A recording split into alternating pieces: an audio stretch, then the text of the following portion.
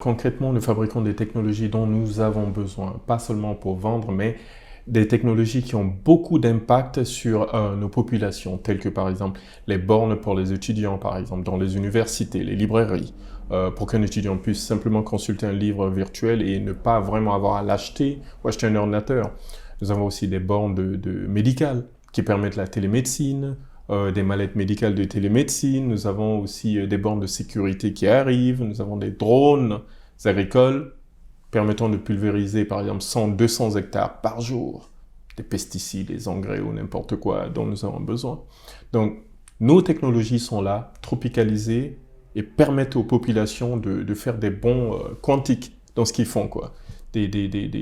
Ça permet d'augmenter le taux de profit de façon exponentielle et de concurrencer surtout ce qui se passe au niveau mondial, parce que nous savons que l'Afrique jusqu'à présent c'est difficile, mais avec ces technologies-là, nous pouvons vraiment, entre guillemets, tricher et puis avancer beaucoup plus rapidement. C'est excellent, c'est-à-dire que c'est un peu l'idéal que l'on prône un peu parfois sur cette chaîne en disant que il faut tropicaliser la science, c'est-à-dire que et pas juste faire du copier-coller bête et méchant. D'où te vient cette idée? C'est très simple. Une fois arrivé en Guinée en 2013, jusqu'en 2014, bon, je me suis installé, mais après, je commençais à m'ennuyer. Donc, j'ai commencé à réfléchir sur la problématique. Qu'est-ce qui fait que le pays est en retard par rapport à d'autres pays? Je me suis aperçu, c'est pas au niveau de l'intellect. Parce que la plupart des scientifiques ou bien des docteurs ou des avocats, ils ont étudié en France, aux États-Unis, Harvard, Yale, la Sorbonne et autres. Mais la grande différence, c'était au niveau des outils qu'ils utilisaient. Alors, une fois que j'ai capté ça, j'ai commencé à réfléchir à peut-on recréer ces outils ici? Parce que les outils importés, il y avait de l'obsolescence contrôlée. Il y a toujours de l'obsolescence contrôlée. Au bout d'un certain délai, soit le logiciel, il faut un upgrade qui coûte tellement cher, plus cher même que l'outil, soit... Je me suis dit non, on peut recréer tout ça, mais de façon africaine. C'est ce que la Chine a fait par rapport à l'Amérique. C'est ce que le Japon a fait par rapport à l'Amérique.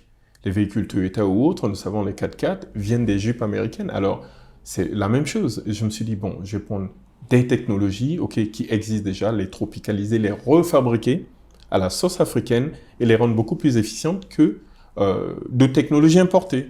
Du coup, je suis sûr d'avoir les marchés.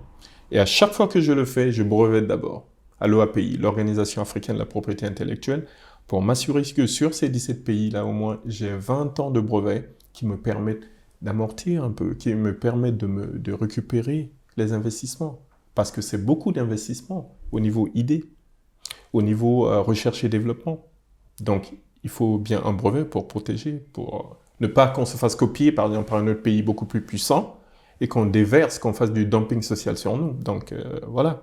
Et nous avons jusqu'à présent, là, quand même assez réussi, surtout au niveau des bornes, au niveau des tablettes médicales, au niveau des drones. C'est génial. Qu'est-ce que c'est qu'un drone guinéen? Qu'est-ce qu'il a de particulier? Alors, c'est très simple. Drone agricole, plus d'1,20 m d'envergure.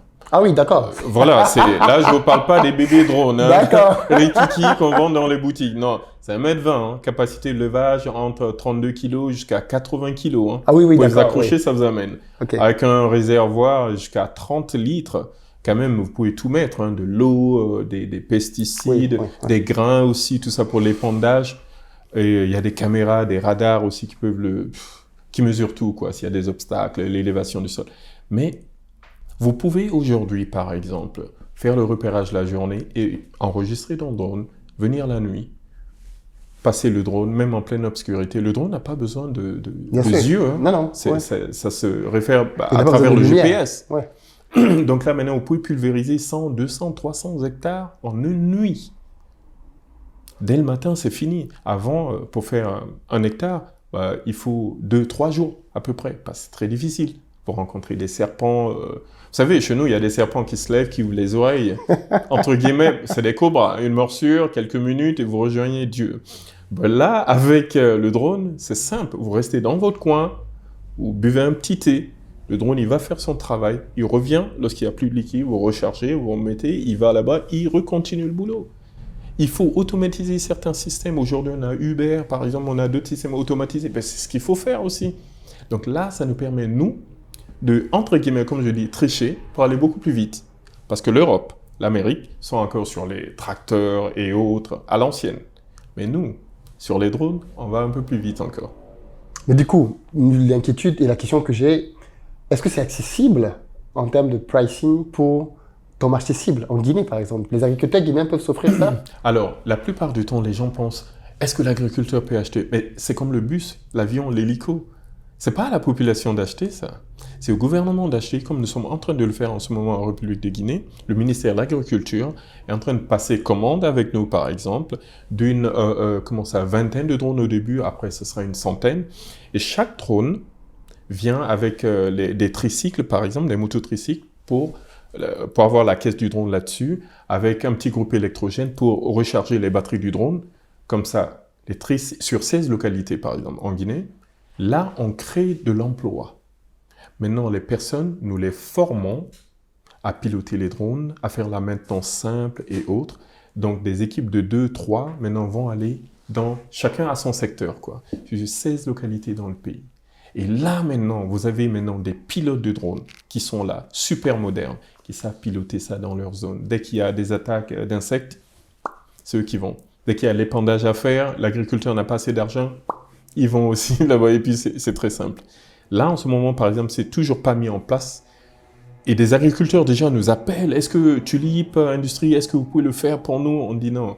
C'est en train d'être mis en place, mais vraiment, le besoin est énorme. Vous imaginez 100 hectares par jour, oui, une seule personne manipule, ou 2 personnes. Par rapport à avant 100 hectares, mais il vous faut des vingtaines de personnes. Moi, peut-être dire à contrario, tes drones, c'est bien, ça apporte la performance, mais ça tue le travail. Les 100 personnes, tu les mets au chômage. Ah non, attention. Ce que nous sommes en train de faire, c'est de reformer les gens. Vous savez, lorsque l'automobile est apparue, en Europe et aux États-Unis, on a dû mettre plus de 60 millions de chevaux à la retraite. Attention. Le temps passe. Je dis pas les personnes sont des chevaux, mais le temps passe. Soit on se réorganise, soit on meurt. BlackBerry n'a pas pu se réorganiser par rapport aux réseaux sociaux. Apple a pris le devant et aujourd'hui c'est mort. BlackBerry, c'est la même chose. Si vous avez vos voisins qui n'utilisent que des drones, produisent et vous envahissent avec leurs produits agricoles, vous mourrez. Vous allez mourir, ça c'est sûr et certain. Donc nous sommes obligés de passer à une telle vitesse-là pour pouvoir avoir un rendement supérieur, pour pouvoir non seulement satisfaire la consommation locale, mais pouvoir avoir des excédents pour exporter. Et là, le drone permet cela. Oui, effectivement. Le lancement officiel, enfin du moins la commercialisation est supposée démarrer quand? Là, nous sommes sur un projet, en ce moment, c'est toujours en gestation avec eux au niveau des contrôles, marché public, tout, parce que c'est un contrat quand même d'État. On est là sur les prochains 90 jours. Nous espérons mettre ça en place et puis que les pilotes, que nous formions les pilotes déjà, la 50aine de pilotes, et là, c'est de l'emploi. Mais si ça marche très bien, parce que jusque-là, ça a très bien marché au niveau des projets pilotes, mais si ça marche plus que ça encore, là, on parlera plus d'une vingtaine, mais d'une centaine, ou 200 ou 300 drones dans le pays. Et là, c'est parti. Parce qu'en fait, les agriculteurs, ils ont peur de rentrer dans leurs champs. J'ai par exemple là, une grosse société en Guinée qui a pris, on les a donné 20 000 hectares à développer. 20 000 hectares. Ils peuvent faire du riz ou n'importe quoi là-dessus. Mais les employés ont peur de rentrer dedans parce qu'il y a beaucoup de cobras. Ils se sont dit, c'est un serpent noir qui se lève, qui ouvre les oreilles. Il va très vite, 30 à 40 km à l'heure. Donc, tu peux même pas courir. Donc, ils ont très peur, ils ont la trouille de rentrer. Le drone, il vous désherbe tout ça. Très vite. Ouais. Non, il y a clairement un vrai intérêt opérationnel, un vrai intérêt en termes de performance. Je posais la question parce que au-delà de la Guinée, dès que ton drone va être opérationnel, il va intéresser beaucoup de gens. Il va intéresser les gens au-delà de la Guinée, parce que la problématique est la même. On a des hectares de terrain. Et les gens qui s'aventurent en agriculture, parfois n'ont pas la technologie qui va bien. Et une telle invention va clairement apporter une vraie solution au problème des gens. Au-delà même de la Guinée, par exemple, le Cameroun est un pays très avancé à ce niveau, au niveau des drones surtout. Ouais. Surtout les drones agricoles aussi. La Côte d'Ivoire aussi, chacun des pays essaie de toucher un peu. Mais le problème que nous rencontrons, c'est que les décideurs sont très frileux, en fait, parce qu'ils ne connaissent pas. Aussi simple que ça. Comme BlackBerry, lorsque les réseaux sociaux sont sortis, ou non, nous restons professionnels, ça c'est des jouets, mais les réseaux sociaux ont fait que, voilà, BlackBerry est mort et puis l'autre a survécu et a dominé. Mais là aussi c'est pareil. Vous présentez un drone, ils sont là, les décideurs, c'est bien, c'est beau, mais est-ce que c'est pas trop sophistiqué pour nos gars? Non, c'est jamais assez sophistiqué. Hein. Parce que là, si ça détenir vous de la permet perf. de démultiplier Bien le sûr. rendement, On va ben, rendre. c'est pas, voilà, Bien sûr. nous, ce qu'on cherche, c'est l'impact, hein, c'est le rendement, hein. Si on arrive à produire 5 fois, 10 fois, 20 fois plus qu'avant, c'est ce qui compte, rien d'autre.